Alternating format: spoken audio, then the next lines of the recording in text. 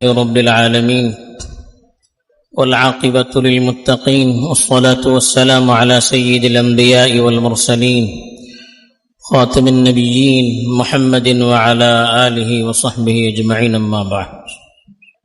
میرے دینی اور ایمانی بھائیوں، بزرگوں اور دوستوں، اسلام میں عبادت کی جو تعلیم دی گئی ہے، عبادت کا جو مطلب بیان کیا گیا ہے وہ بہت وسیع ہے۔ عام طور پر لوگ یہ سمجھتے ہیں کہ عبادت کا مطلب صرف یہ ہے کہ ہم نماز پڑھیں، روزے رکھیں، اللہ نے توفیق دی تو زکوٰۃ دیں، صدقہ و خیرات کریں، اور حیثیت ہو تو حج کریں، اسی کو عبادت سمجھتے ہیں۔ حالانکہ عبادت کا مطلب پوری زندگی کو اللہ کی مرضی کے تابع بنا کر رکھنا، زندگی کے ہر پہلو میں شریعت ہمیں کیا تعلیم دیتی ہے اس کے مطابق چلنے کی کوشش کرنا، یہ حقیقت میں اطاعت ہے، اسی کو حقیقت میں عبادت کہتے ہیں۔ عام طور پر لوگ ان عبادتوں کی بڑی فکر کرتے ہیں جن کو وہ عبادت سمجھتے ہیں۔ مثلا نماز کی پابندی بہت سے لوگ بڑے شوق اور بڑی رغبت سے کرتے ہیں۔ تہجد کی پابندی، نوافل کی پابندی، صدقوں خیرات کی پابندی، فرض تو چھوڑیے نفل روزوں کی پابندی، بلکہ حج اور عمرہ اس کے لیے کوششیں، یہ سارے اعمال کرتے ہیں۔ لیکن ایک بہت بڑی عبادت ہے جس کو عام طور پر لوگ عبادت سمجھتے بھی نہیں ہیں، اور عام طور پر اس عبادت کے سلسلے میں لوگوں سے کوتاہی ہو جاتی ہے۔ اور وہ عبادت ایسی عبادت ہے کہ نماز، روزے، زکوٰۃ، حج، ان کی قبولیت کا مدار اس پر ہے۔ یعنی وہ عبادت اگر صحیح ہے تو نماز بھی قبول ہے، روزے بھی قبول ہیں، صدقہ و خیرات بھی قبول ہیں، حج اور عمرہ بھی قبول ہیں۔ لیکن اگر اس عبادت کو مکمل کرنے کی کوشش نہ کی جائے تو یہ اعمال بھی قبول نہیں، بلکہ اگر اسی حالت میں انسان دنیا سے چلا گیا تو جنت میں داخلہ بھی بڑا مشکل ہو جاتا ہے۔ وہ کیا عبادت ہے؟ اس کو صلۃ الرحم کہا گیا، رشتے داری کو جوڑنا، رشتے داری کا خیال رکھنا۔ رشتے داری چاہے وہ باپ کی طرف سے ہو یا ماں کی طرف سے ہو یا سسرال کی طرف سے ہو، جو بھی ہم سے نسبتاً جڑتے چلے جائیں وہ ہمارے رشتے دار ہیں۔ اب ان رشتے داروں کی رشتے داری کو ادا کرنا، ان کے حقوق کو پورا کرنا یہ ضروری ہے۔ صلۃ الرحم کا مطلب یہی ہے، رشتے داروں کو فائدہ پہنچانے کی کوشش کرنا، اور ان کو تکلیف دینے سے، پریشان کرنے سے، نقصان پہنچانے سے، ان کے حقوق کو ادا کرنے میں کوتاہی کرنے سے حتی الامکان بچنے کی کوشش کرنا، یہ رشتے داری کو جوڑنے کا مطلب ہے۔ قرآن اور حدیث میں اس کی بڑی ترغیب دی گئی ہے، اس لیے کہ معاشرے کے جڑنے کا مدار اس پر ہے، عبادتوں کے قبول ہونے کا مدار اس پر ہے۔ قرآن مجید میں اللہ تعالی نے اپنے حق کے ساتھ رشتے داری کو جوڑا، فرمایا واتقوا اللہ الذی تساءلون بہ والارحام، اس اللہ سے ڈریے جس کے حوالے سے آپس میں ایک دوسرے سے سوال کرتے ہیں، اور رشتے داری سے ڈریے، یعنی اللہ کی نافرمانی سے ڈریے، اللہ کے حقوق میں کوتاہی کرنے سے بچیے، اور رشتے داری کے سلسلے میں کمی بیشی کرنے سے بچیے۔ اپنے حق کے ساتھ اللہ نے رشتے داری کو جوڑ کر کہا، جیسے میری نافرمانی کرنا گناہ ہے، ویسے رشتے داری کے حقوق میں، رشتے داروں کے حقوق میں پامالی کرنا، رشتے داروں کو تکلیف دینا، ان کے حقوق کو ادا نہ کرنا، یہ بھی اسی طرح کا گناہ ہے۔ کتنی بڑی اس کی اہمیت دیکھیے، اللہ نے اپنے حق کے ساتھ اس کو جوڑ دیا ہے۔ گویا جس طرح سے اللہ کے حق کو پورا کرنا ضروری ہے، اس کی خلاف ورزی کرنا جائز نہیں ہے، ایسے ہی رشتہ داری کے حقوق کو پورا کرنا، اس کو جوڑے رکھنا، رشتہ داروں کے ساتھ محبت سے رہنا، ان کو آپس میں جوڑے رکھنا، یہ بھی اسی طرح سے ضروری ہے۔ اس کی خلاف ورزی کرنا ایسے ہی ناپسندیدہ ہے جیسے اللہ کی نافرمانی کرنا ناپسندیدہ ہے۔ اللہ کے رسول صلی اللہ علیہ وسلم نے اسی لیے رشتہ داری کو ایمان کی نشانی بتائی کہ ایک مومن رشتہ داری کو توڑتا ہو، رشتہ داروں کے ساتھ نفرت اور دوری اختیار کرتا ہو، ایسا ہو نہیں سکتا۔ چنانچہ بخاری شریف کی روایت ہے، فرمایا وَمَنْ كَانَ يُؤْمِنُ بِاللَّهِ وَالْيَوْمِ الْآخِرِ فَلْيَصِلْ رَحِمَهُ، جو شخص اللہ پر اور آخرت پر ایمان رکھتا ہے اس کو اپنی رشتہ داری کو جوڑے رکھنا چاہیے، یعنی اپنے رشتہ داروں کے ساتھ اچھا برتاؤ کرتے رہنا چاہیے، ان کو تکلیف دینے سے، ان کو پریشان کرنے سے، ان سے دشمنی کرنے سے احتیاط کرتے رہنا چاہیے۔ اس لیے کہ آدمی جب رشتہ داری جڑی رہتی ہے تو خاندان میں سکون بھی رہتا ہے، پیار و محبت بھی رہتی ہے، برکت بھی ہوتی ہے۔ حدیث میں تو اللہ کے رسول صلی اللہ علیہ وسلم نے فرمایا من سرہ،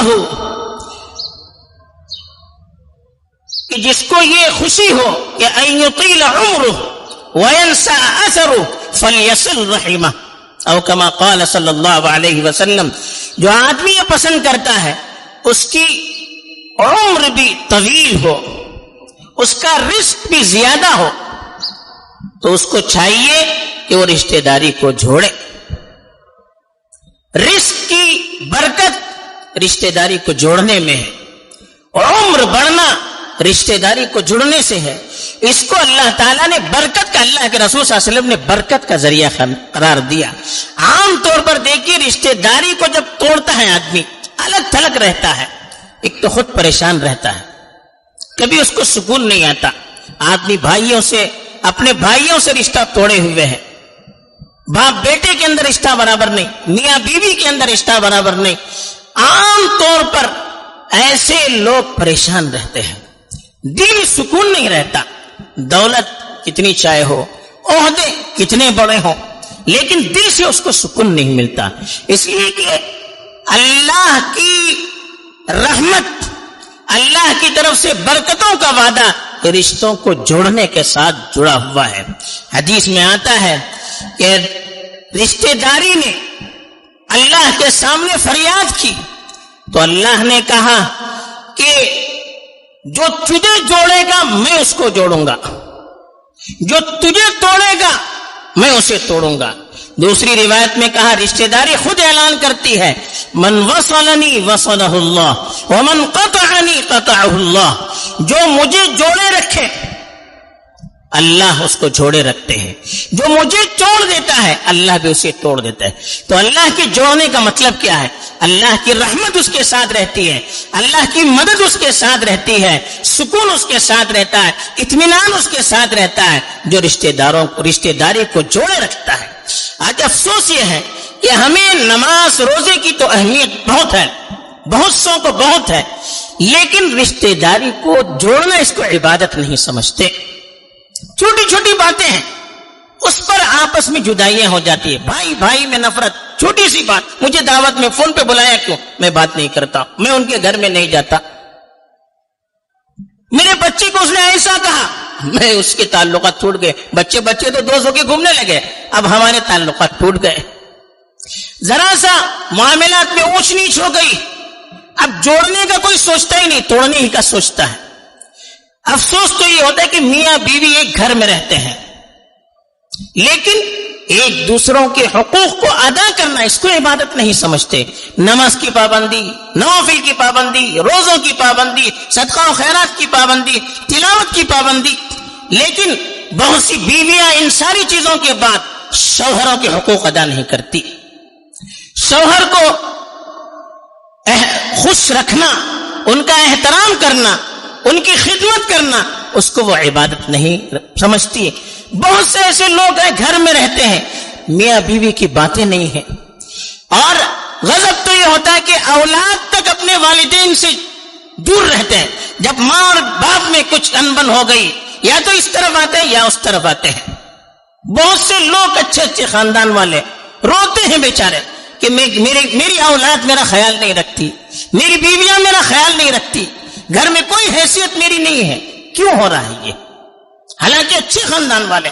کبھی بیویاں روتی ہیں بیچاری, فون پہ کہتی ہے, الگ ملاقاتوں میں کہتی ہے, کہلا کر بیچتی ہے, کبھی خطوط لکھ کر کہتی ہے کہ میرے شوہر بہت اچھے, فلاں چنا ایسی اس کی حالت, لیکن گھر میں حقوق ادا نہیں کرتے, خوشی سے کبھی مجھ سے بات نہیں کرتے, کئی دنوں سے وہ موڑے رہتے ہیں, چڑچڑاپن ہے, بچوں کے سامنے برا بلا کہتے ہیں.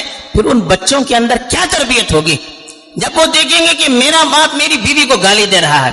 اس بچے کی حیثیت کیا ہوگی؟ وہ کیا اپنی ماں کا اطاعت گزار ہوگا؟ وہ اپنی بیوی کے ساتھ بھی یہ سلوک کرے گا جو باپ اپنی بیوی کے ساتھ کرتا ہے. تو یہ حالات بھی ہیں. اب ان حالات میں ہمیں کیا کرنا چاہیے؟ اللہ کے رسول صلی اللہ علیہ وسلم کی وعید اتنی سخت ہے کہ آدمی کانپ اٹھے گا. ایک حدیث میں ارشاد فرمایا کہ لا يدخل الجنت قاطع رحم, رشتہ توڑنے والا یہ جنت میں داخل نہیں ہو سکتا. گویا جنت میں داخل ہونا ہے تو اپنی رشتہ داری کو جوڑے رکھنا ہے. بلکہ مسلم شریف کی روایت ہے کہ ہر پیر اور جمعرات کو لوگوں کے اعمال اللہ کے پاس حاضر کیے جاتے ہیں. اللہ کی طرف سے اعلان ہوتا ہے کہ ہر وہ شخص جس نے شرک نہیں کیا ہے اس کے گناہ کو معاف کیجیے, اس کے اعمال کو قبول کیجیے. البتہ وہ دو لوگ جن کے آپس میں تعلقات برابر نہیں ہیں, آپس میں دشمنیاں ہیں, ان کے اعمال کو روکے رکھیے. جب تک وہ آپس میں صلح صفائی نہ کریں ان کے اعمال کو قبول نہیں کیا جائے گا.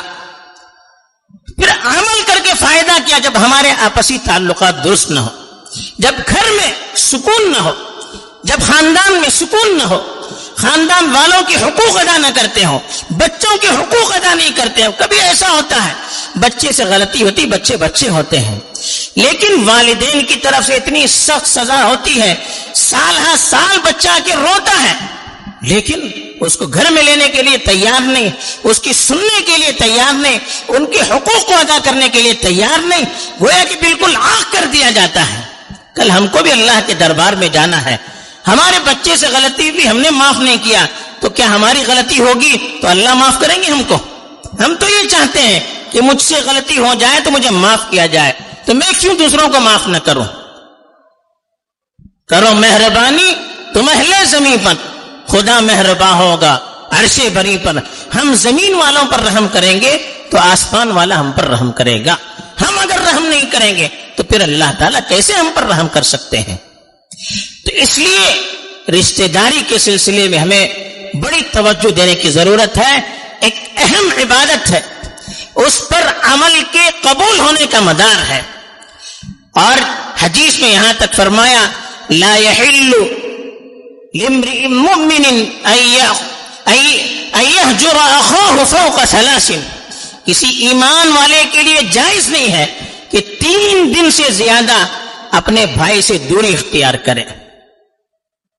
اگر 3 دن سے زیادہ اس نے دوری اختیار کی اور اس کا انتقال ہو گیا, حدیث میں فرمایا دخل النار, وہ دوزخ میں داخل ہوگا. کتنی سخت وعید ہے.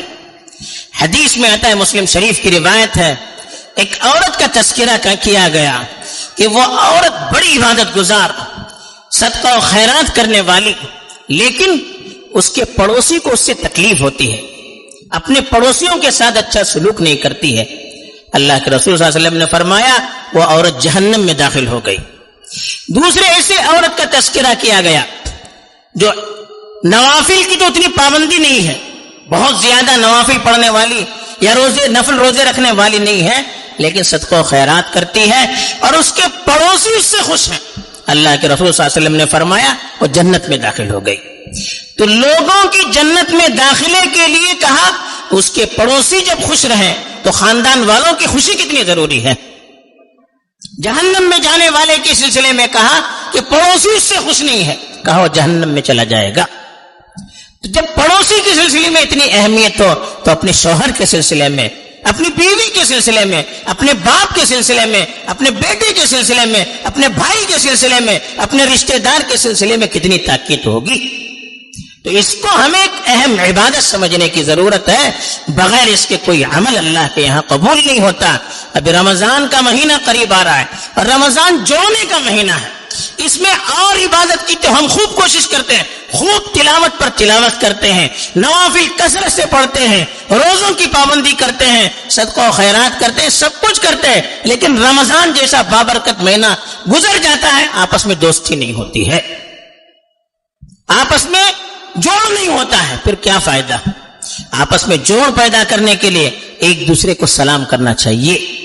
اللہ کے رسول صلی اللہ علیہ وسلم نے فرمایا 2 آدمیوں میں دشمنی ہے، جو سلام کرنے میں پہل کرے وہ خیر ہے ان دونوں میں سے بہتر ہے. اگر سامنے والے نے جواب دے دیا دونوں برابر ہو گئے، اگر سامنے والے نے جواب نہیں دیا تو پھر اس پر گناہ کا وبال ہوگا. اب یہ جو سلام کرنے والا یہ اللہ کے یہاں بری ہو جائے گا. تو اس لیے ہمیں پہل کرنا چاہیے، آگے بڑھنا چاہیے، سلام کرنا چاہیے.